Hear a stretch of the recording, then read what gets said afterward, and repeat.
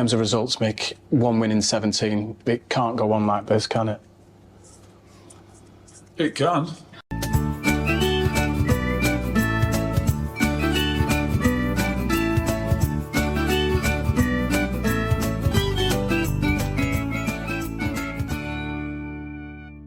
And that's that. I really want to cut out the "that's that" at the start of every single episode. It's, do you know when you want to build a habit and you want to build like a line of successive actions, you know? So every single episode has a "that's that" at the moment. I want that to stop. Like, you just want to get rid of that whole bit. Yeah, I just want to get the whole thing can die. Just get rid of every part that we've set up consistently throughout this entire thing and just do it completely differently. Just get rid of the whole show. Oh, well, right, yeah. I'm going to upload an episode of silence, okay? That's what I'm going to do. We should just have a different show under this name, just completely differently. Wales Silly. Wales Silly. Welcome to Silly Wales. This is a mental health podcast. We discuss topics that aren't always suitable for sensitive listening. Yeah, that's it. I'm trying to mix up a little bit as well. That's not working. Anyway, what I normally say is this show has warnings of triggerness, and sometimes we might say things that are a little bit on the sensitive side or things that you might not want to like openly listen to. So, you know, death, suicide, we're now demonetized on YouTube, bad things, good things surrounded by bad things. I haven't heard Reagan. I haven't heard the news from like the sources you have that like listen to stuff and give you feedback. What was their view of the second episode that we did on sort of the deaf stuff? Like, what was the sort of general feel on that one? Have you gotten anything on that one? Well, just like I say every single episode, this podcast is for everyone, but it might not be for you. Like we've, I think in general, no one who listens a lot to this show cares about what's being discussed because they've gone through their own shit. They're currently going through their own shit. So this is tame to a lot of them. This is very, very, very tame. Of course, I can't remember if we discussed it properly on the last episode, not. But we discussed it when somebody was a little bit, I guess, is it perturbed about my views on self-diagnosis? Yeah, or disturbed, like one of those two, yeah, sort of thing. Yeah, you know, we discussed it a little bit on air, and most of it was off air. And long story short, I discussed my views on self-diagnosis, and to summarize it, it's 9 times out of 10, I think is really wrong. I think that we shouldn't be doing the job of scientists and doctors and diagnosing ourselves and like trying to get treatment for ourselves for things that we do not know whether we truly have or not. The thing is with like mental health conditions or however you want to view them, whatever you want to title them is that you can probably do a scan of your brain. It will show you that you have them. And there's a reason why that science exists, and we should probably respect it because they're smarter than us, you know? And people who self-diagnose and refuse to, like, be open to the fact that they could be wrong about their self-diagnosis, I rank them very similarly to, like, anti-vaxxers and things like that, where you think that you're smarter than people who have studied for years. So, yeah. I personally feel that that's too harsh, like the last bit you said there, but I see the kind of lack of, because I think the big thing is in that specific thing, you know, if that's what we're going to discuss now, like in that specific scenario, I think one of the things that you miss by doing like self-diagnosis, so you might have a diagnosis which actually isn't the most accurate diagnosis for you. Like, you know, we might say like, you know, oh, you don't actually have X, but it doesn't mean that you don't actually have something. And there might actually be a more accurate thing that a professional could give you. So in fact, you're almost denying yourself the ability to kind of engage with it. I think like talking about anti-vax, I think like anti-vax is such a denial of any medical whatsoever. Like you wouldn't even, you know, and going into like a really different direction. And I think it's too harsh personally, because I also think that there's so much associated with that. Maybe it is. They're not really comparable in my opinion, but I get the kind of the weird relationship with like medical side of things that I can see that at the very least. Yeah, I think I'm more thinking of it as a point of the denial side of things, where it's very clear what this thing is doing, why this thing is here. And you look at that and you go, no, this is the right answer. And I don't want to take this vaccine, even though it's literally there to help. You want to read a dodgy link to a dodgy website with .weebly at the end of it, and you want to cite that as your sources. Because and the reasons why people self-diagnose is down to a very legitimate reason where they don't trust their health service. That's to give them the right guidance and support, because they've been like victims of malpractice. And I think a lot of people with mental health conditions have been a victim of some form of malpractice. I have. Like it's not an uncommon thing. I think the reason why, because this discussion actually comes up a lot now, just because of the rates of ADHD diagnosis happening now. A lot of people want to skip the process and just say they have it. And ADHD has become like the fashion condition now. Yeah. Like, the very commonly troped out thing back in the mid 2000s was every girl was saying that she was bisexual. It was out of bollocks, but people would always say it. And it was one of those like things that were just throwing up teenage girls for no reason. Patriarchy and all that shit, right? ADHD is becoming similar to that, where you kind of have people just saying, oh, that's my ADHD. And they say it with a really throwaway remark. I'm just like, is that you saying that you have ADHD, or is that you just using it as like a thing? Or like when a goalkeeper makes a mistake, like Aaron Ramsdale said he can't focus for a full 90 minutes, and everyone said he has ADHD. He probably doesn't. It's just he's very honest in the fact that no one really focuses on anything for full 90 minutes. I've seen a few episode titles on YouTube that's just like, you don't have ADHD, you just use TikTok or something like that. Some kind of version of it where it's like, yeah, and it's not you that you have ADHD, it's just that you use a bunch of different things that are kind of designed to make your brain act in a way that if you thought was kind of the natural state of your brain could theoretically feel like ADHD, but is not. If you were to get away from certain like sites and media things, and you wouldn't feel that way. I am curious about what is. I think ADHD obviously is in a tough place as far as like the sort of in the specifics. When we're just chatting about it, right? When we're not going through a process of diagnosis, which I guess is why I think me and you are pointing out that diagnosis matters. When we're just kind of talking about it, it's very easy to conflate so many, like just kind of the effect of media and like, of short form media and things like that, social media on our brains, and have a very strong association to something like ADHD. Whereas within diagnosis, it can be kind of more or less clear, like what the actual, what the line is or whatever.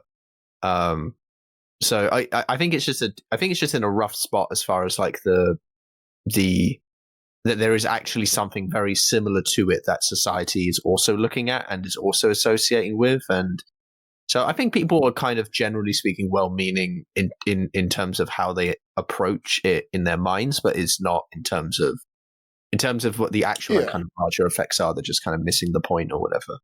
Like, I think I've also had an experience where I've seen a lot of this play out in a negative way. So people use it as an excuse for their behavior when they don't actually have it. Which again, if someone were to say, I don't know, lose track of time completely and be late for something, which I've done, and which I've had also happened to me with someone with ADHD, and they were to go, I'm really sorry, thing is, I have ADHD. That makes me a hell of a lot more understanding. Right. If you go, oh, that's just my ADHD, that's why I was late today. And I was like, do you actually have ADHD? No, but I'm pretty sure I do. I am minus in my understanding. Because one, you're just late because you're late. And then two, you melt the snowflake in me. Like, if we're going to use that language of it all, where that does affect me in a way that probably wouldn't affect anybody else. I'm just like, yo, what the fuck? I've also had people just outwardly claim that they have like schizophrenia without actually having it, and bipolar without having it. So, and these are scary things by scary people. And I guess a part of me looks at that and go, wow, there's a lot of like using a condition you don't have for sympathy that you probably don't really need. I in my mind, at least, because I try to think of it from the person's perspective as best as possible, and I think because I'm somewhat pathetic enough over my life that I can actually, weirdly enough, come up with lots of different reasons why people do things. This is going to sound bad, but because I'm kind of saying a negative thing to every one of those people. Like, I mean, you might be happy with that, but I think I'm like fragile enough as a person, or I have been in my life, that I can kind of imagine what it would be like to do things and make decisions that are kind of stupid, and and when you actually go back and think about it and things like that. I make a lot of mistakes, is what I'm saying, and I've tried learning from them. But for me, I think I can imagine a situation where, as you're trying to, where weirdly enough, something like a diagnosis or something else sort of inherently separate from you. I mean, like, even, for example, people saying like, I'm a bit OCD about this, things like that. We've heard lots of this sort of language before. Beg your pardon. And I think the use of these terms, one, it's a sort of linguistic phenomena that this kind of happens to a certain extent, like things that are, things that have like kind of more intense notions can be made to be more normalized. This is very common, sort of linguistically. But the other factor, I think, and for anyone who is sort of going through life and maybe beginning to kind of recognize some of the terminology and the discussion around mental health, and is maybe like following or going through with some sort of introspection around the subject, but yet has very little actual understanding of the full picture, or like the full, they're coming at it from their perspective very narrowly with the specific intent of trying to understand themselves. Whereas, if we're talking about the kind of larger question about autism or ADHD or any of these sorts of things, and we're talking about the communities that exist within them, and we're talking about the actual effects this has on people day to day, then they're not seeing that, and they're not necessarily experiencing that. And for them, for them, it's like it's a way to establish themselves / to kind of make sense of themselves by using something that is a more external phrasing or an external label and identifier, right? Like we sort of talk about labels and how we do not like labels a lot of the time. But if you think of it just as a sort of like a personal identifier to understand oneself, right? Because, and this is partly philosophical in my opinion, but I think that this is also something that people would generally agree with, is that you can't really establish yourself or understand yourself or identify yourself or know yourself without something else, without some sort of other to do it for you. There's this can be done in a few different ways. Like, if you make someone something, then it makes you the opposite of that potentially. By, if you're different from one another and you make them something, then you are the not that thing. So that gives you a self-identifying principle. If someone tells you that you are something, that is a way to self-identify, for bad and worse, obviously. We've talked about how people can identify you in ways that are really bad as well as good, when we talk about like trauma and stuff like that. But then there's also the fact of like labels and identifiers, like I imagine for a lot of people for a lot of LGBTQ plus people, the use of the term queer, for example, is a word that was quite useful and helpful at a certain point to for like to have pride about one's own to have a name for it that is kind of like taken back, right? And that this actually is a sort of strong confidence identifier, and it means that when someone says it to you attempting to be rude, it's not rude anymore. Like, it doesn't have the same expression, so that almost can help you in not. It doesn't make you more, queer. It doesn't do that. What it does is it cements in your mind that you don't have to think about yourself as being queer and then have some weird conflict in your head because it's sort of an accepted self-identifier, right? That it kind of goes beyond just simply knowing that you are. So there's kind of a mixture of I'm being sympathetic, but also I recognize that the people kind of coming into this don't necessarily have are maybe quite ignorant of like the full gambit, the full picture. But that's why I tend to maybe like kind of generally when me and you chat about this and when we last chatted about it, why I kind of, I guess, push back. I don't push back really heavily on you because I largely agree with you entirely. But I push back on the way you describe it. But that's partly also because I'm in the position where I'm less affected by it. And I've certainly had less interactions with people where it has happened or bothered me, because I actually find there's just fewer people I interact with who talk about this sort of thing, and the social circles we're in are different and blah blah blah. So I'm kind of detached from it, so I can sort of just say all this shit and not feel anything, and it's sort of and it's the best I can do in that regard. Hopefully this is anything the stuff I'm saying is largely true, and I'm not just like apologizing for people. I think that's obviously the thing I want to avoid. But the way I'm getting to this point is by saying, well, I was pathetic in the past, so I think that other people are also being pathetic. So hopefully I'm not like apologizing by saying it in this way. But I like to think that I've already met those people, but like if I were to meet like a new person like that, for example, like it's not like I have like the minute someone self-diagnosed, I call them out and I start like going at them. Like, this is Eastside, motherfucker. No, I ain't doing that stuff. Yeah. It's more like just I've had bad experiences with people who self-diagnose. I don't really want to associate. But I feel like if I were to meet someone, they were to be like, whatever they say. Mm-hmm. I would listen and I'll give them like, a time of day. It might not be that time. It might not be a good time, but I'll give them a time of day. I'll be interested to see my reaction to it. Like, really interested. And when that happens, I will bring it to the show. Yeah.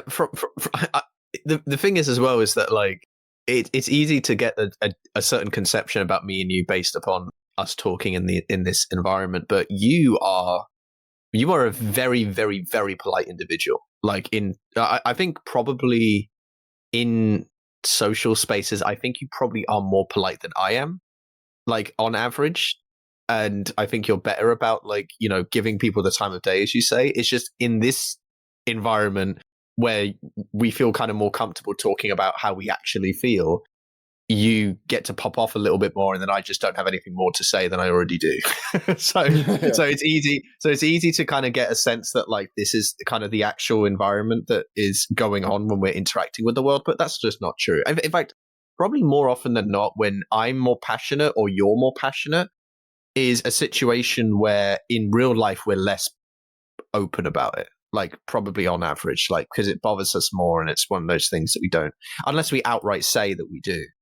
I think it's just one of those things we don't quite like express in normal kind of day to day. And I think everyone will kind of know what we're talking about, what I mean by that, because everyone does it to a certain extent, and more or less, if there's something that's bothering you or whatever, that is going to be the thing that is sticking in your head when you get into a scenario where you feel like you can talk openly about it. Those are the kind of things you're going to talk about.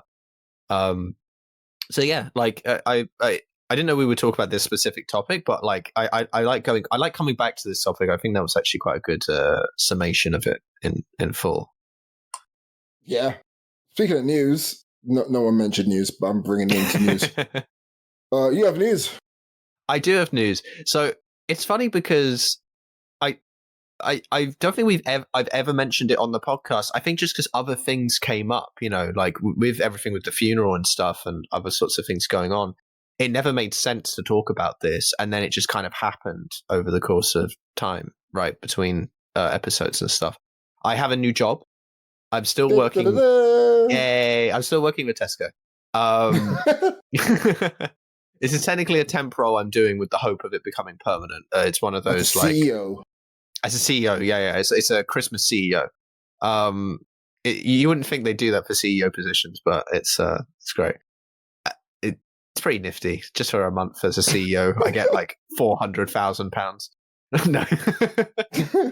So so I'm doing a sort of seasonal thing, doing a different kind of job. I have very different hours, like in terms of when in the day I'm scheduled, and it's the same every day, which is actually nice because I like it. And I'm working at a different store, which honestly, little thing, right? a little thing before I start talking about any of this. When I did the induction, I had there was a whole slide that came up talking about how you should engage talking about working at the company. And I won't. I don't know if there's any point saying what the company is now. We have archives, through other things of us saying what the company is, but I'm just not going to at the moment. But if you're going back and you're finding any of that information, there was a slide that came up on our induction talking about when you talk about the company on social media, make sure that you express that say that the opinions expressed have nothing to do with the company representative. So none of the opinions that I've expressed about working with this company prior to this, during this, or probably ever, unless I say otherwise, and I'm not working there anymore, something like that. But while I'm working there, so certainly for the future going, none of the opinions expressed are anything that represent the company. It's all my own opinion.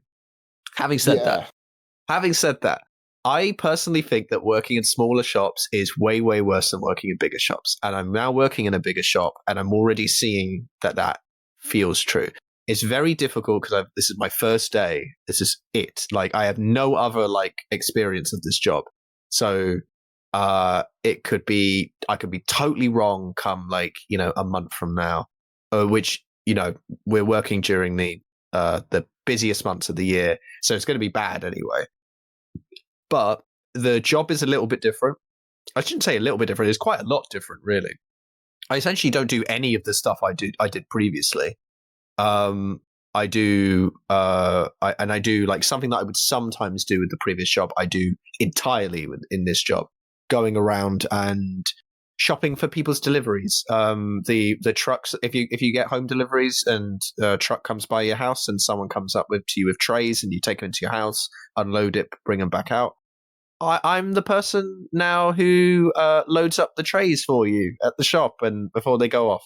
So maybe if you happen to be local to the area I'm in, like if you're in Worcestershire, then you maybe one of your trucks, one of your trays might have been done by me. Who knows? Unlikely though. So, but I'm part of that big group at this store. I honestly find it a lot more fun. Again, it's new kind of honeymoon phase. I truly do believe that working in the bigger store is better though. Like, it's the system, like even like I think that there's so many more people because it scales a lot more. The scaling is better. So there's way more people kind of per thing that generically needs to be done, it is how I would say it. And people tend to be more split off into their sections. So you're not someone who's going to be doing like as many different roles, jobs, and positions in the way that I did. I basically had to do anything that I was asked to do at the Express, but when there's only like 3 people on staff, which was the majority of the time, and then like half of the time also 4 people. Lots of people at the Express I really liked, don't get me wrong, but there's a lot more people as well. So it's a lot easier, I think, to potentially find people that you get along with. Lots more likely to find people your age, or kind of within an age group that like kind of fits. I also think that even if you're someone who isn't very social and you prefer to kind of have your own time, at least with my job, and I think generally in a bigger store, you just end up on your own more often. You just kind of you just get to do what you need to do, and you don't have to talk to people. But normally there'll be someone else kind of in your aisle a lot of the time, or like maybe half the time, which is actually quite a lot more than the Express was. Would you say it's a good job for a neurodivergent individual? Ooh, it's tough because while I might say I'm neurodivergent, I don't know how I rank compared to other people who are neurodivergent, partly because I don't have enough experience talking to people who are neurodivergent. I don't know how much it kind of like is or isn't good. Because a lot of autistic people who I've either worked with or know find enjoyment in working in like supermarkets and clothing stores. I was wondering, because a lot of this is down to like, while they may not be socially awkward, I don't know how to say this, their social skills aren't high, but they're not socially awkward, does that make sense? Yeah. They're just not like super engaging. They don't engage. Sorry, they're not. It's not that they're not super engaging. They don't engage often. They're not like the initiators necessarily of like social engagement. Is what I assume you mean. So there's a few things. The job I'm doing is the job title for what I do is personal shopper. So far, based upon how I have felt, about doing something similar to it in Express, where it's where like there's like small delivery things, and then working at the bigger store, which is the exact same process but done sort of more intensely and more items and done, and it's a lot more like of a streamlined process, like getting stuff for delivery and stuff. Less finicky and a bit more kind of just do the thing. I think that particular job, which is very, very task oriented, like tasks checkbox kind of oriented work, I think is probably quite good. There's a lot more enjoyment in finishing the task, taking the tray back, and then moving on and getting a new one. Like there's a bit of it that feels somewhat like, oh, I'm just doing it over and over again, but you're getting through stuff. So me and the rest of my team are all trying to finish every order we possibly can before we leave, right? Like, before the trucks leave, as many as possible. So when we're working, we are actively trying to complete a task. You know what I mean? Like there's no... we're not just trying to keep the shop afloat. We're not just trying to maintain something. We're actually like doing a thing. So that kind of job, I think, probably is way more satisfying. I mean, certainly for me, it so far is. Just the idea of it has been. And the thing I liked the most when I was working at the smaller shop is exactly that. Is this kind of work. And so I think probably that is more useful from a like kind of social environment situation. When I like the fact that there are more people to be able to interact with, but lots of people, that I've interacted with today, some of them are more social. A lot of like older women tend to be more social, or like kind of, middle-aged women and things like that. But other things as well. And I personally feel, and some people I engage with and they engage back very heavily, and then some people I engage with and it's a little bare bit minimum. more, like a little bit more bare minimum. But the thing is because I am quite good at just not giving a shit and just talking to them, because sometimes even people aren't neurodivergent, if you're just like kind of more introverted, so to speak. I don't like using the word introverted, but if you are sort of more in that category, I can actually sometimes be more talkative than them, specifically because I don't really care. I don't like think about it as much, and whereas they're kind of warming up to me, where I don't need the warming up necessarily to talk to someone I see as a complete stranger. But even then, like they, when we saw each other at an aisle later on, they came up to me, I was kind of looking at something unsure, and they were like, oh, what is it? Like, what are you looking for or whatever? So I kind of warmed them up to basically later talk to me, right? So really the vibes, at least in my place, it won't always be this way, but the vibes were really good. that comes down to a lot of things, though. That comes down to management, like the kind of supervisory roles and the management roles is largely what does that. But I think having lots of people and having lots of people you can bounce off of, a lot of people that you can, or even if you don't like talk to them a ton, like just having a bunch of people who will, who will say nice things to you is generally good, or like will say like, hey, how you doing, or whatever. Like that's just good enough, honestly. And I think that so I think it could actually be very good. And generally speaking, the job I'm doing is you're kind of left on your own. Like I'm sort of saying before, that's probably generally a bit more true in the bigger stores, but compared to being a customer assistant, apart from like customers coming up to me and asking me questions like, where is this, where's that, like no one actually comes up to me and says anything. There's no one over my shoulder like watching me. There's no one saying like, how long have you got to do it, until like right near the end of the shift, like how many items have you got left and things like that, because they're wanting to finish everything up.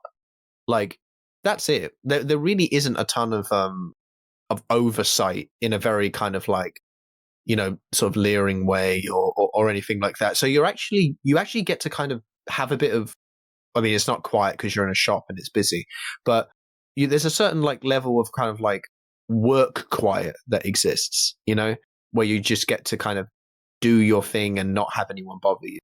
So I think honestly that it could be. I feel scared like saying one way or the other, but hopefully everything I've said will tell you whether or not it might be good.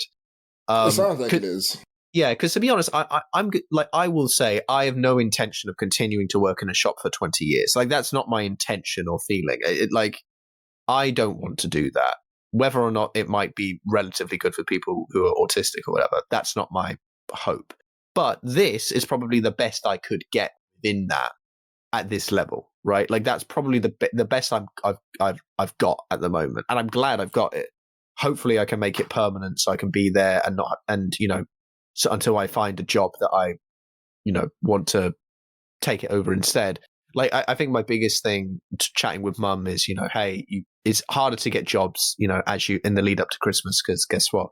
Everyone's going on holidays and shit like that. So all of the recruitment people are kind of not engaging, and they might be like, oh yeah, okay, I'll get back to you in 2 weeks. And it's like, well, okay, well, I'm just waiting around for 2 weeks to find out if a job will want me. Like what? So, if I do end up getting a permanent position, not that I'm counting on it, but if I did, then, maybe April or March is when I, find something and actually get something else. But like I said, in the short term, I think this might be the best like I've had in retail so far. Again, I this is my initial first day feelings about it, which will absolutely change as we go forward. But this is like my initial knowing what I've done before, knowing what this has been like, and getting a feel of like, and knowing the kinds of things I've enjoyed before, feeling out how this is. It's exactly as I thought it would be, which is a good sign. Like there's lots of aspects to this that is like, okay, this is probably quite good. So that's I'm not quietly optimistic. I'm genuinely optimistic about this position, and it has made me so much happier to, like, you can probably tell just from me the way I'm talking, but I am genuinely so much happier, even though again, lots of people I liked where I used to work, but I'm so much happier now, kind of looking towards the future. And I'm even working like more hours now, and like I'm working potentially full-time hours, for at least like half of the days that I work. And we're looking at like between 30 and 37 and a half paid hours. So between what would the actual so between 32.5 and 6 hours, 40 hours, sorry, every week in terms of actual amount of work, time spent at work. So I'm actually earning more money now. Like, it's again, the schedules are all in the morning. I mean, again, that I guess for some people that might be a huge turnoff, but it's 6 a.m. till 12:30 to 2, between that area. I will say, as it gets closer to Christmas, it will be like, oh, we come in at 4 o'clock, like, like in the like 2 weeks leading up to December kind of thing. that's going to be tough. But at the same time, it also means that we might finish earlier as well. Like, might finish at 12 and stuff like that. So it's not necessarily like, it's more like, you get to be working when there are less customers in the store. So there's almost a bonus to a certain extent.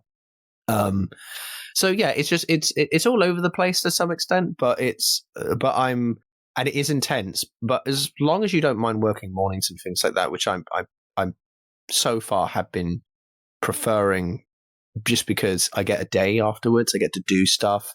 I'm actually going to have a weekend this week where I might get to do something with Kez and Demi. We might not. I don't know. It depends, because they've just come back from a holiday. I'm not sure if they're really interested.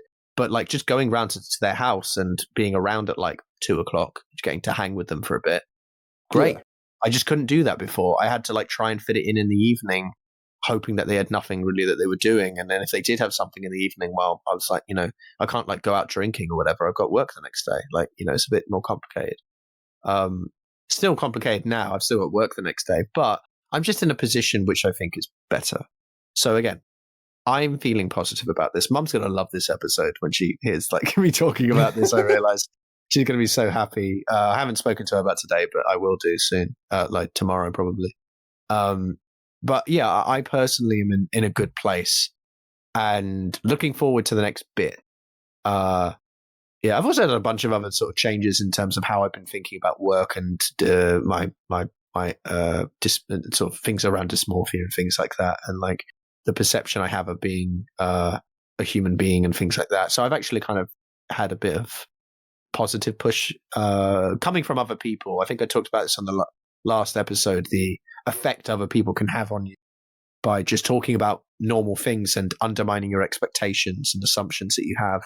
And you realize that you're an idiot for having them, but you have been trained to think that way. So I'm generally in a better spot. Watch me in a few weeks when I'm like got the worst sad in the world.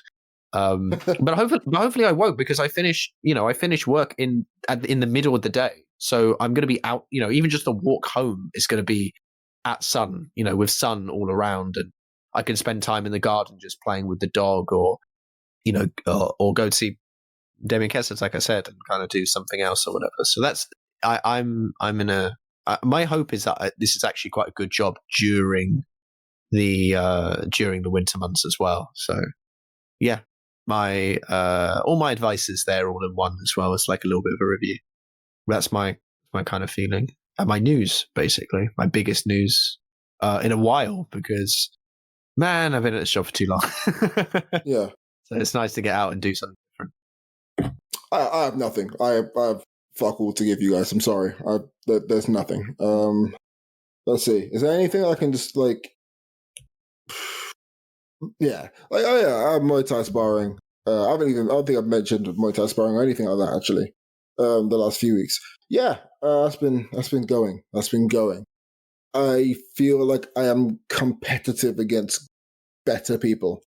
That being said, sparred my coach for the second time ever, and you realize how open you are to everything possible.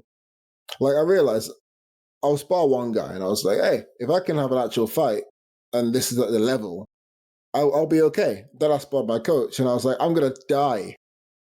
Like, throw a jab. How is he elbowing me? Throw a knee. How is he elbowing me? Throw an overhand right. How is he elbowing me? Don't throw anything. How is he elbowing me? Stand still. How is he elbowing me? Run away. How is he elbowing me? Jump. Elbow. Help me. Elbow. Like, shut up. Elbow. Like, throw a spinning back kick. Somehow elbow. Like, there's nothing like redeemable there. That being said, my kicks were really good. So that's a good sign. That's a good positive sign. I think due to I have a big side difference over most people, so naturally my kicks, that doesn't mean that my kicks will be stronger. My kicks are strong because my legs are tree trunks. Like, same with general power in general. I've trained for power for ages, so it's like, oh, look at that, it's a positives. But now I'm thinking about scaling it up. Like, if I'm in an actual fight, does that power match with another heavyweight, or am I just strong in comparison to the people who are smaller than me. But in an actual ring with another, like, I don't know, 6'4" heavyweight, would my power scale? Will I still be considered powerful? Right, And it'll because be interesting to find out. 6'4" is also. I mean, you're 6 foot, right? Yeah, apparently I'm Yeah. 6'1", according to the GP. You're not 6'1". I know, right? Wait, Like- actually, hold on. We're very similar heights. There's no way you're 6'1". I know, right? But I did a measurement. 'Cause I had to have like because there's a history of diabetes in my family. I had to have a pre-diabetes health check, which pretty much meant a checkup. And she was like, "Okay, yeah, 184, that's 6'1". I was like, "What the fuck you just say?" Oh yeah, that's not 6'1". That's 6 foot. That's 6 foot and less than a half. Like, yeah. But 6'1" centimeter is what she meant. Yeah, pretty much. It's like, I don't think you understand here what you're doing to my ego here. Okay, like That's funny. bruh. Yeah, but it's really funny. I don't see myself as being tall either. It's only when people point it out. But then my version of tall is like 6'3". It doesn't feel like you're that much taller than me though. Because I'm like 178, 179. It doesn't feel like you're that much taller than me, does it? Wait, you're 179. That's like, okay. I get centimeters terribly wrong. So in my opinion, 179 is like 5'6". Like that's how bad my scale is.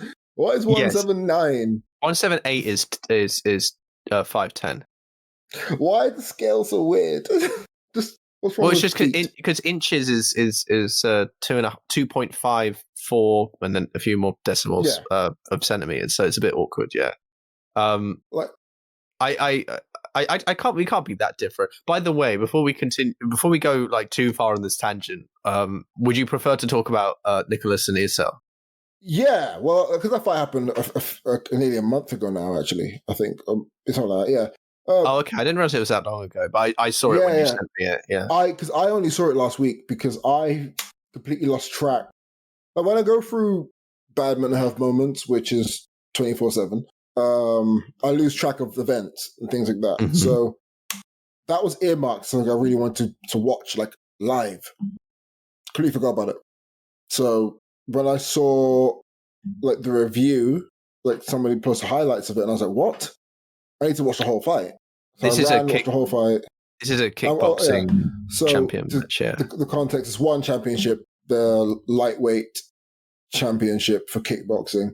Reiki and Ursel, and then Alexis Nicholas. If you're into combat sports, it's always worth giving one championship a good go. I know there's a lot of controversy surrounding one championship for various reasons. Some very valid, some not so valid. I personally ignore the political side of these things, unless it's the UFC, in which case I'm all for John Jones being flamed, Dana White being flamed, burn them all down. They all suck. I'm ignorant of all of this. Yeah, I will still watch it all though. But yeah, like speaking of big events, this is going to date the episode, but Mike Tyson is fighting Jake Paul either today or tomorrow. Yeah, people were talking about it at the shop actually. And that's all it really is, because it's just people will talk about it and people will probably pay attention to it, and it's today, and it's gonna be an embarrassment. Mm-hmm. Like, people are staying up at 4:00 in the morning, so I know that when I'm coaching tomorrow, a lot of my players will be very tired. I don't know. A part of me just hopes no one dies. So I think Mike Tyson's good enough that no one's going to die. Yeah. I just think that it's sort of I don't know. It's like it's a statement. Okay, in the world, I want to go back to the kickboxing thing because I want to talk about it a little bit. But imagine a hypothetical where for whatever reason, is it Jake Paul? Yeah. Okay, I don't give a shit about him. If he won, right? Just imagine for a second. I don't know how he wins it, but let's just say he won. It's insane to imagine because Mike Tyson in his 50s is fucking scary as shit. Like, there's no. How old is he now? Actually, is he 58? Is he late 50s? Yeah, I've seen videos of him in his 50s. He's terrifying. There's no like. I still think he's fucking a huge deal. I don't know how much he's like actively been doing training because that does make a difference. But like if the situation is that goes down and he like narrowly wins, I don't even know if that's like a big deal to a certain extent, but I genuinely don't think that'll happen, right? But hypothetically, if he does, what is the point? Like, what is the? I don't really get the stunt, apart from saying, "Oh, I beat someone who is this like one of the best, if not considered the best, like in sort of modern boxing, in the world or whatever." Well, that's all I it don't know. is. I don't know what's considered modern, but Well, that's how you can like, because this whole thing is he has to be the quote unquote bad guy. People want to see him get beaten up. So what they've done is he's fought guys who has pretty much will never test him, like Ben Askren, who's an MMA fighter, renowned for his grappling. Then he fought Tyron Woodley, and another MMA fighter. Both of these guys were retired, by the way. Again, renowned for his grappling over his striking. And I think he faced Nate Diaz, and Nate Diaz kind of just went, I could kill him, but just kind of didn't bother killing him. So he lost by decision. But again, a guy who's like somewhat out of the door in terms of fighting and isn't really, an active fighter per se. mm-hmm. He's faced those guys and he's put as a record. And it's pretty much a bit of a shambles. And you kind of just don't take it seriously. So I let's be as gatekeepery as possible about this just for a moment, right? Let's give ourselves like the ability to do that, right? Do you think that this kind of the YouTuber boxing of this variety, because there's like the kind of streamer chess boxing stuff, which is actually quite chill and is not bad in terms of what it's like trying to do, and it, but this specific, like the kind of thing that boxing has seen with like KSI and all of that, does it reach a point where it's actively kind of a stain on boxing? Is it kind of entering into that space, or because of how it undermines actual competition and actual people who do this, and spend a career and life on it, and how like the whole you're talking about. I heard that when you're talking about like bad when you're talking about like, oh, he's looking to be a bad guy, kind of in the way that like there's heels in wrestling or whatever, but within combat sport competition, is this kind of thing a bit of a detriment? Yeah, that's what I'm trying to get to. Yeah. In the same way of Duolingo reminding me that I need to continue my 211-day streak. Wow, well done. I've given up on it. I need to come back to it. If I put it down and I don't continue the streak, I'll feel bad, but I'll hopefully eventually get over it. Same thing with YouTuber boxing, really, because is it a stain? No, not really. Whenever I tell any like young people I interact with about I do Muay Thai or I did boxing, whatever, first thing they say is, could I beat up KSI or could I beat up Jake Paul? And normally the answer will be like, yes, but now as time has gone on, the answer to whether I can beat Jake Paul is actually no, I couldn't, I'll lose. If they say they can beat KSI, I'm probably going to still say yes. Sorry, he just sucks. And I can't wait for this to be used by him in like 4 years' time when he challenges me to a fight. Oh yeah. Okay. Like this is 2024 when we said this. Yeah. Like can't, because again, the issue with these guys is that in terms of a boxing fan, they're not going to create new boxing fans. They're going to just have their own fans come into their space in their little corner. You're not going to have a fan look at KSI, look at Jake Paul, and go, ooh, from this, I'm now going to become a fan of, I don't know, Canelo. Or, like, I'm now going to go back and watch, what's his name? Arturo Thunder Gatti versus Mickey Ward. I'm going to watch a whole trilogy. I'm going to do that. You're not going to get that. If they're into boxing, they're into boxing, and they'll watch it anyway. If they're just into their YouTubers, they'll watch their YouTubers, and they'll move on. When they're fighting, they'll come in. When they're not fighting, they'll go out. That's what's really happened here. Mhm. Like, their goal isn't to create boxing fans or fans of them as a boxer. It's to promote and spread their brand even further. You know, I can't complain about it because let's be real here. Mike Tyson's taken on 20 million. Jake Paul's taken on 40 million, and that's at the end of the day what it's all about. If Jake Paul wanted to have a credible boxing career, he would have gone down the amateur route, or he would have been fighting boxers who are professional at his like level and working his way up. Actual boxers, not retired superstars. Or he would have used his like quote unquote clout and faced a prominent high level boxer. He says he's a high level boxer. Right. Cool. Fight Adrian Broner, because he's a Yeah, guy it's down probably his a luck. lot easier for him in his position to do. Yeah. Like if he wanted to go the amateur path, he actually could do it way easier than most people because he just has the ability to kind of get people into fights. Yeah.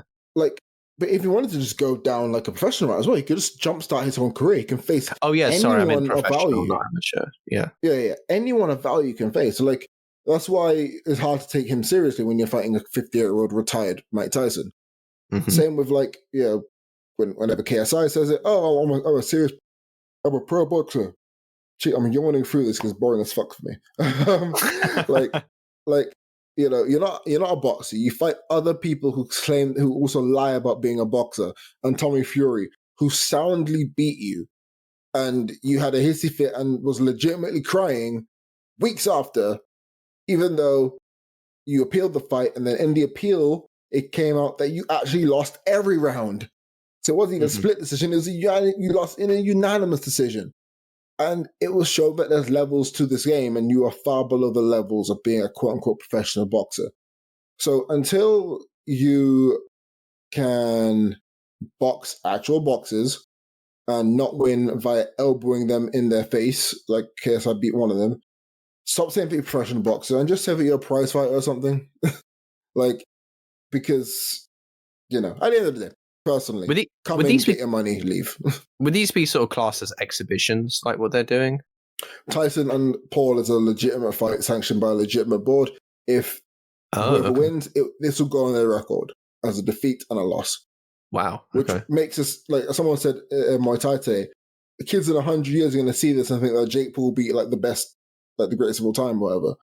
And the reality is that maybe, but also I look back at Muhammad Ali's career. I don't think I wasn't born for any of his fights. I don't think. Let's see. No, his last fight, definitely not. Definitely not.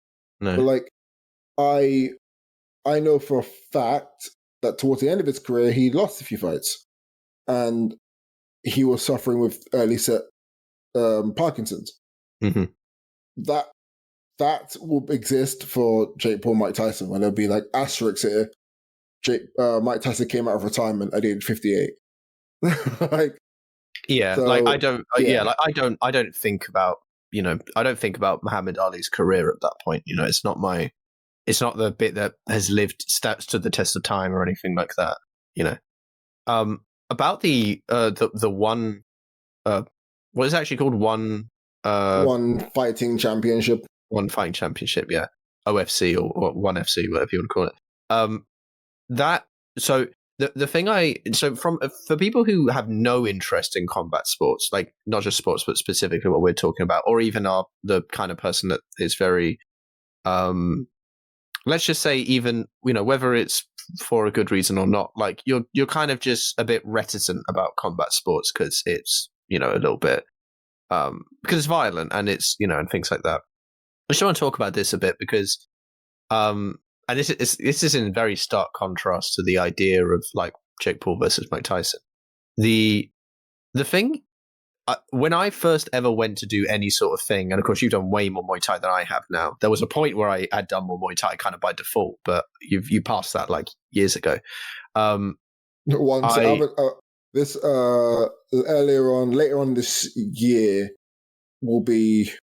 Oh no. Yeah, I've already passed my 1 year anniversary now. Yeah, you passed that, sure. Just like recently, like a few days ago, I think. Oh, okay. I thought it was a little bit further ago, but okay. I thought it was like a month ago. So yeah, it's been you're like you've had like many months over me anyway, and mine was years and years and years ago, and about half my life ago now. but like the thing that I experienced was the amount of like kind of camaraderie and general mutual engagement with it in a very like, oh, I'm like beating you, but I want you to do better because I want to fight someone who's better and I want like more of a challenge. And there isn't kind of, and it's like, you're going to learn it anyway. It's like, I might as well get you to my state. So actually I'm in better form going forward and things like that. And it's more fun, you know, like if you are just beating someone, it's not actually that fun necessarily. And it's nice to have, you know, and also there's the whole mentoring experience of like, oh, I've got all this wisdom. Let me give it to you. And I had that. And to me, like, there's always stuck with me that like there's a kind of controlled violence going on here that's happening, but it's also like it's also done with a genuine care for one another's like kind of well-being and improvement, right? And watching the Nicholas Irsel fight, the thing there's actually quite a few times, especially as you get later into the fight, where you see that come through, where you see like politeness appear into the situation. Like there isn't like bad blood between them, you know. There's I can't remember which round it was. It might have been round 4 or whatever, but or maybe round 5. I'm not sure, but it was one of the later rounds. There was a point where, again, I'm not going to remember exactly which one it was. I think it might have been Earcell actually was holding his boxing glove up, and he was trying to like, you know, what's it called when you just touch off at the beginning, basically, to be like, okay, we've started, yeah, good, okay, so we're not like, you know, we're not doing that. And there was a little bit of confusion for like a second or two because Nicholas wasn't sure, like thought that he was going for like something, and then realized that, and I guess Isel said something, and then Nicholas like they did a touch off, and it was like, oh, and then they resolved it, and it was just a moment where you see them like genuinely caring about the sport and the game, right? Like caring about not fucking each other over or whatever. They were kind of within it. And then when you see them later on, like when, you know, before it's even concluded like who won, you know, they finish off. They've been beating they've been being into each other. I mean, like watching it as well, really, really good. It's really interesting, like the kind of different because Earcell was like had been beaten by Nicholas and then came back, right? Was the kind of storyline there. So and seeing like the adaptations of like the fire he had coming into it, and seeing like the punches he was landing and stuff was amazing. And it gives you a real sense of like, you know, it definitely worked within like the storyline that was kind of being set up. But but like they finish and then they go to hug each other. You know, they hug each other at the end, and it's like, you know, well done, like, you know, and then they go off to each other's corners or whatever. Like it's so weird, I think, to when you think of it in these very like violent ways. And I think I do find that actually I'm not going to say that. I was going to say that boxing might be one of the better ones, but I actually don't necessarily agree with that. But the or kickboxing or whatever.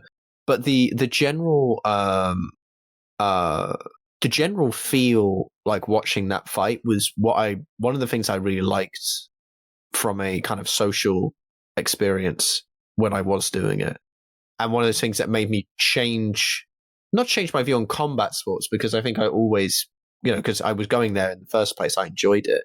Martial arts is very enticing for lots of reasons, but I think it's actually a very good form of exercise for a lot of people. I think, you know, for lots of different people, it can actually be kind of the more preferable form of exercise. Very full body.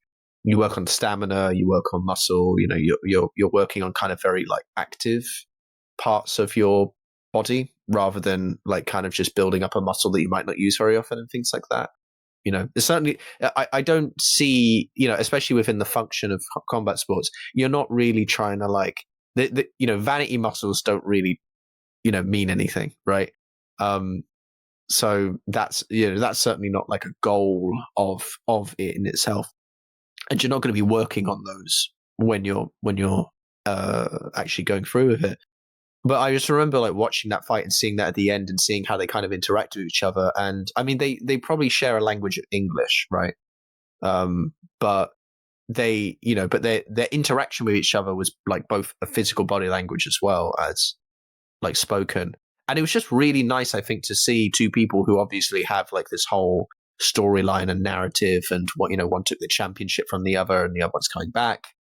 And still to see that there was this very like, hey, I'm, you know, in the ring, I'm not like getting pissed off at you or whatever. Like there was kind of a moment where he was like, oh, you did good that round. Like he just kind of like looked at him and just kind of like tilted his head and was like, and like put his hand up towards him, like kind of, oh, like we did all right. Even though at the end, like, you know, they're doing like a bit of showmanship, like in the last like 30 seconds or whatever, like Earcel's like, you know, like like he's getting into it, banging his chest or whatever. Like there's you talked about this where like you get when you get really into like a sport thing and you start shouting and you start like having this very like kind of excited state. And it happens all the time, but it's funny how you can go into that position but still come out of it and be like, that was great, like well done, like you know you did good, like that was a good fight, like, you know. And that's the kind of interaction you have. And I think especially within a combat sport environment where it feels like, you know, you'd be pissed off and annoyed, it's like, no, like they're not just professionals in like the, you know, being kind of serious into the job and to the point of the job. They're also kind of professionally lovers of what they're doing. Like they're professionally engaged with this thing. And I guess I shouldn't assume certain things about the way that they feel about what their career, but they're professionally engaged with this, and they have like I imagine they have a very professional respect of it. Especially given what I saw. So, and I've always appreciated that. It's one of the reasons why, like, when I asked about, like, let's gatekeep for a second about it, where I was like, is there really like the kind of respect from Jake Paul coming into this that there is with other people in the sport? And obviously, you know, I like your answer because it's ultimately like it's shit, but it isn't like a super evil. So, you know, well, given that Tyson smacked him in the face the minute they went up for their like showdown, maybe remember. I didn't see this. This is Mike Tyson. We're dealing with here. Like, who the fuck are you? So this will probably be entertaining. This will probably like tick a few boxes for people's like fetish of seeing this like weird, absurd levels of like craziness. That's what it really is at this point. Yeah. Mike Tyson's a bad example in all of this, I know, but still. But like, so I've seen a Reagan Alexis Nicholas fight twice now. And everything you said is spot on, because this happens a lot. At the end of the day, you still want to see people go home to their family. Funny enough, the best example of this is Deontay Wilder. He actually speaks quite prophetically about it, actually. Like, he's quite well spoken on this one, where he says about how this is the only sport where you can kill a man in the ring. It's legally fine to do so. Mm-hmm. And he said that, and I think 3 or 4 years later, he's very much like, he started crying because he had knocked out a guy. He knocked out Robert Helenius, and he was like, I feel terrible because there's people out there who they get knocked out and they're never the same again. And I just hope that he's okay. And there's a maturity of Deontay Wilder, and that people say that's linked to his recent results, where I think he's lost the last 2 fights now. And he did ayahuasca, and that apparently made him soft. And maybe it has, who knows? But his view. I hate it when people say soft like that. I do. Yeah. I really do. But my view on that is there's a maturity, and also he feels there's a consequence to his actions now. Mm-hmm. Similar to Muay Thai, where when I'm sparring with people, I know the reality of the situation here. I'm 260 fucking pounds. I'm not also like I wouldn't call myself a fat 260 pounds. Weight to lose, but definitely not like a fat. Yeah, no. Like, you know, I'll say very athletic 260. And you gotta be careful. So yeah, I've sparred with women, and do I throw with the same power? Yes. Why? Because like it all scales the same. Like, and also the main woman I fight, I can't even hit her anyway. What's the fucking point? I was gonna say you're missing anyway. I'm gonna throw a jab. No, I'm not. I'm gonna get kicked in the chest. like, ow. And it's bad. Like because I have a really like funny movement when I get like unbalanced, where you kick me in the chest, and I end up doing a 360, and it's really like cute ballerina spin I do, because I do it all on one foot. And I was like, eventually someone's gonna kick me in the chest, and I'm gonna do the full 360, and just gonna be met with an elbow callback. But yeah, because I've never really thrown to my absolute maximum. But there's some guys who you spar, and you kind of feel like the 2-minute timer is not how long you have to like spar with this person, but it's how long you have to survive. Where like they just come at you, and there's a few MMA fighters who are there sparring. I'm like, I am fucked. I'm fucked. It's game over. Jesus. Me and you have privately like chatted about like the kind of the people with bad manners and things like that in these sort of situations, right? And it's definitely like bad actors, I think. I'm not trying to make it out like everyone in martial arts or whatever is combat sports is like super good, like had the best intentions all the time or whatever. Like I'm not saying that, but I just think that that's the general average. Like most people are, like you say, want people to continue doing this, be safe, go home, and not end up with a head injury that changes them for the rest of their life or anything like that. Yeah, like, and that's it. So I've fought with guys, and like I've actually hit people in the dick, and they've hit me in the dick, and we just go, Gio, you're right, shit, sorry, touch gloves, we go again. And I mean, that's against the rules, right? Yeah, of course. But like these things happen by accident, Yeah. And like there's been times where like I throw like a cross to the body, then go for a head kick, and I try my best to pull it, but sometimes I just throw it and my hips go, and I've connected, and the guy has his hands up, and I catch him like, geez, you all right? And 9 out of 10 they go, yeah, of course. That gets them upset. Not in a I'm going to hurt him way, but now they want to get their back. They've lost major points in the round, technically, if they're thinking about it from a competitive angle. So they're trying to get it back. I'm like, ooh, right. Like shift my focus. And there's some guys who are just really intense, and they say nothing throughout the entire time. And it's very like, you have to match their energy in a little bit. And there's some guys where even if they're serious, I like dance around a little bit now. Like I'm trying to get on my toes. So I'm like moving about a little bit and feeling the music. And I find that those are the more enjoyable ones, where there's a guy like chasing me down, and I'm just like, I'm going to hit you. I'm just going to keep hitting you and kicking you, and just, my leg kicks are great. I know this, bam, bam, bam. How can I keep you away from me? And like figuring out how to keep those type of fighters away. So and you like it's a really outboxing? Cool chess game. To be honest, I was thinking about my style, and I don't think I'm good enough to have a defined one, because I do well if I can kick you in the leg. To be fair, I mean, no one is that defined in terms of like the word I used, outboxing. That's like a kind of generic term. It's like saying extrovert, introvert. It's slightly, that's not quite true, but it's slightly catch-all, right? So you don't have to be really good to be that defined. Yeah. If you're really tall, you're going to want to probably keep people at range and just pick them off as they try and come in. If you're really short, you're going to want to get inside and try and kill people with everything you have. I am in the middle of that, and it also depends on who I'm fighting.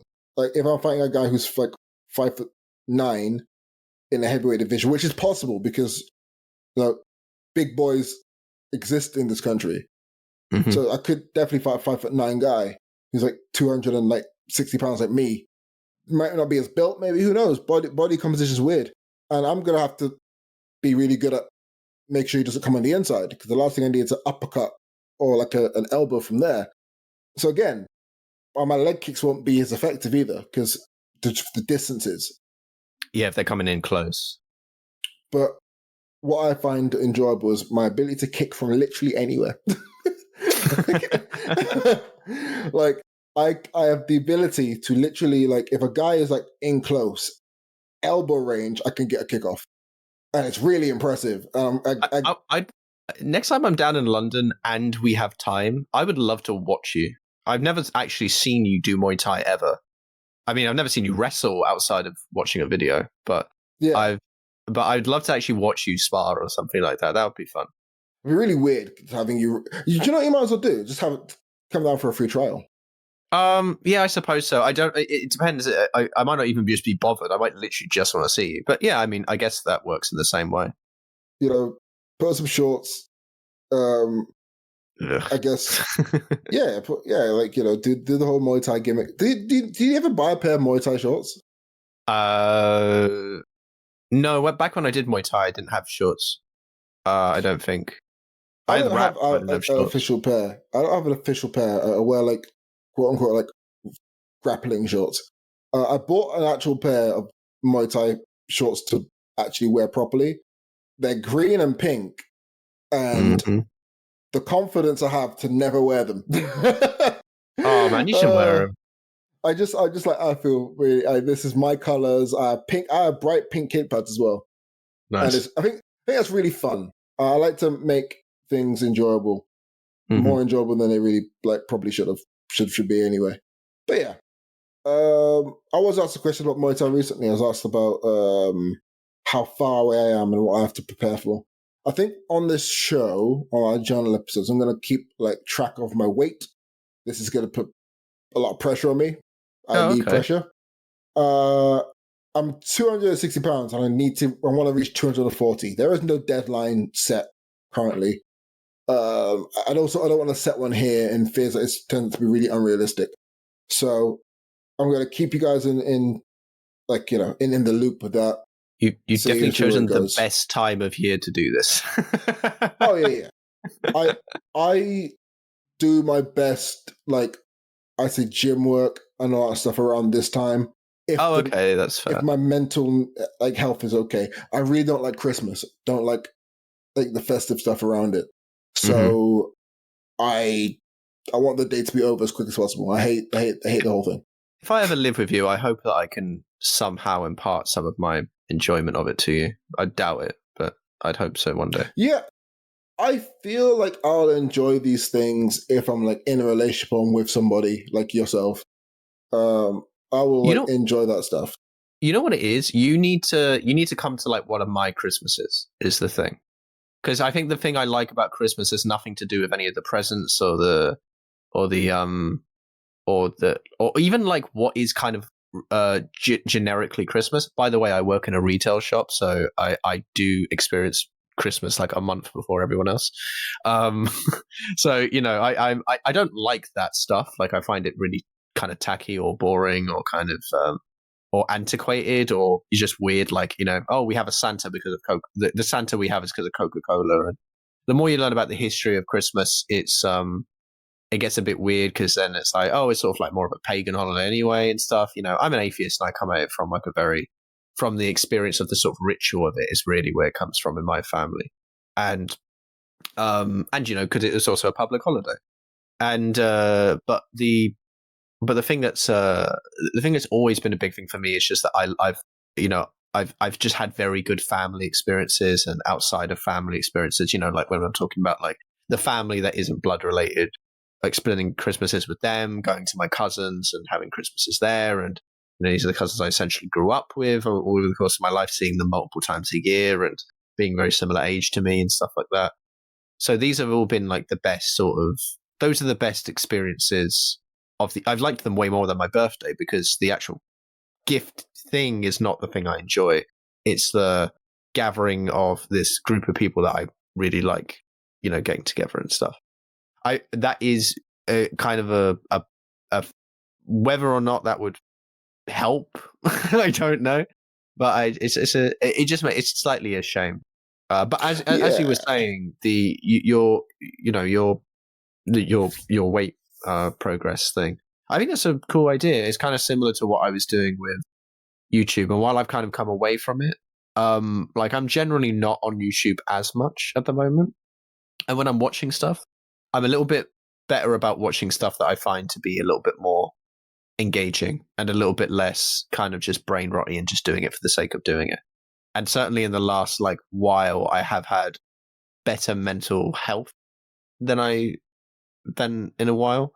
So I'm kind of in the position where I don't need to do that. So I still recommend, like, trying to do a little bit of a diary about it or whatever. I mean, how much do you think you can even lose, like, per month? Let's say, like, what's your kind of, like, even though you're not doing a deadline if I cut properly and like really, I'm dialing in like what I'm eating, not to the macros extent, just to the calorie intake. I should lose like a pound or half a pound a week. So Oh, that's doable. Yeah. It's about 4 or 5 pounds a month, really. But there'll be some weeks where, for example, like from Friday, Saturday, Sunday, all really active days. Really, it's a lot of movement.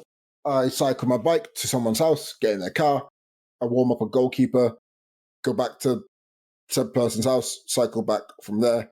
The cycle is in total like half an hour. Mm-hmm. My active minutes on Fitbit is relatively always 60 minutes, Friday, Saturday, Sunday. And they're quite high on Wednesdays as well, because I cycle to work, then I cycle to school to coach like my team and all that stuff. Tuesdays I cycle to games to coach those games. That cycle's like half an hour.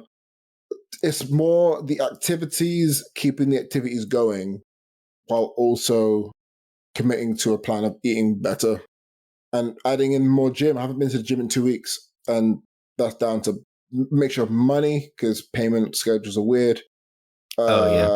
And down to just I get home and I'm shattered. So I know that, okay, cool, it's getting dark now, which means mental health should be improving slightly, but it might not. Who knows? It might not. And you got to figure out the whole schedule of life. But yeah, I have a weird injury as well, like my shin. I don't know if it's from kicking, but the exact part which connects with where my kick center connect is swollen. It's been swollen for the better part of a week now, 2 weeks actually. Of like, whenever I throw a kick, it hurts. I'm like, fuck. Which means switching stances and all that shit. If you have no interest in combat sports, this is a terrible episode for you. Oh no, the first bit was all right. They turned off like after the 50% point. We're good. You've got the main bit. Working at a supermarket is good for neurodivergent people. That's what you're Yes, really that's here definitely for. what I said. Yeah. Like, that's it. Anyway. I think that's good. Anything else? I'm all right, mate. I think we got all of it. Perfect. Sorry, I'm slurring my words. I'm tired. Yeah, I've been slurring my words since. I can't wait for people in the future to be like, and this episode, Alex showed the signs of being punch drunk. It's like, Joe had a stroke. Yeah. God, help me. Anyway, we're going to take 2 steps to the rear and get out of here. We're in the wind. See ya. Love you.